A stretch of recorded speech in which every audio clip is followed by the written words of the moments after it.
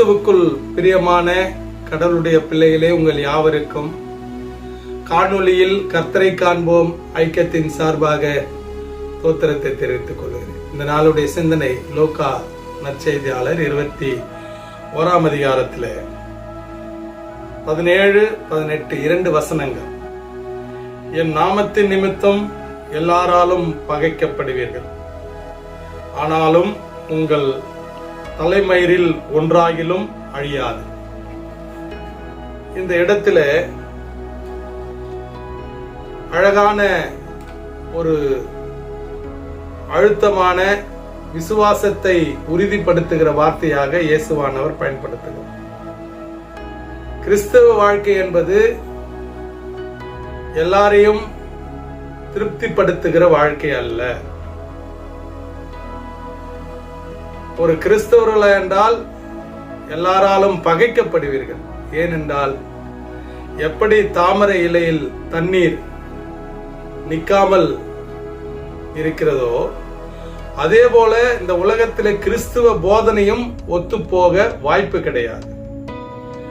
அதை மையப்படுத்தி தான் இயேசு கிறிஸ்து சொல்லுகிறார், நீங்கள் என் நாமத்தின் நிமித்தம் எல்லாராலும் பகைக்கப்படுவீர்கள். அப்போ பகைக்கப்படுகின்ற போது நீங்க கிறிஸ்துவுக்குள்ள இருக்கிறீங்க அப்படின்றதுதான் பொருள். எல்லாரும் உங்களை வாழ்த்துறாங்க, உங்களை புகழறாங்க, உங்களை பெருமையா பேசுறாங்கன்னா நீ கிறிஸ்துவுக்குள்ள இல்ல அப்படின்றதும் எடுத்துக்கொள்ளலாம். எருசலேம் அழிக்கப்படுகின்ற போது உண்மையான பிள்ளைகள் அதில் மாட்டிக்கொள்ளவே இல்லை, பாதுகாக்கப்பட்டார்கள். அப்ப என்ன அப்படின்னா, கிறிஸ்துவுக்குள் எல்லாரும் பகைத்தாலும் ஆண்டவருடைய அந்த வழிநடத்துதல் அது அவர் நிலைவாழ்வுக்காக அவர் மீது அக்கறை கொண்டு பாதுகாக்கப்படுவார். கடவுள் பாதுகாப்பார். மனிதன் ஒதுக்கி விடலாம், மனிதன் வெறுத்து விடலாம், மனிதன் உனக்கு விரோதமா செயல்படலாம். ஆனால் ஆண்டவர் உறுதியாக நம்மை காப்பது உறுதி. அதுதான் 18வது வசனத்திலே, உன்னுடைய தலையில் உள்ள மயிராகிலும்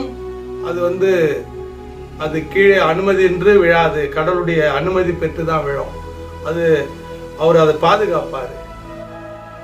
அப்போ நம்முடைய வாழ்க்கையில எது நடந்தாலும் ஆண்டவருடைய அனுமதி கண்டிப்பாக அது உண்டு. ஆனால் நாம் உண்மையான ஆண்டவர் எதிர்பார்க்கின்ற கிறிஸ்தவர்களாக இந்த உலகத்திலே வாழ்கின்ற போது நமக்கென்று நித்திய வாழ்வு ஒன்று காத்து கொண்டிருக்கிறது. அதை கர்த்தர் நமக்கு அந்த நிலைவாழ்வை கர்த்தர் கட்டளிடுவார். நீ விசுவாசித்தால் தேவனுடைய மகிமையை காண்பீர்கள்.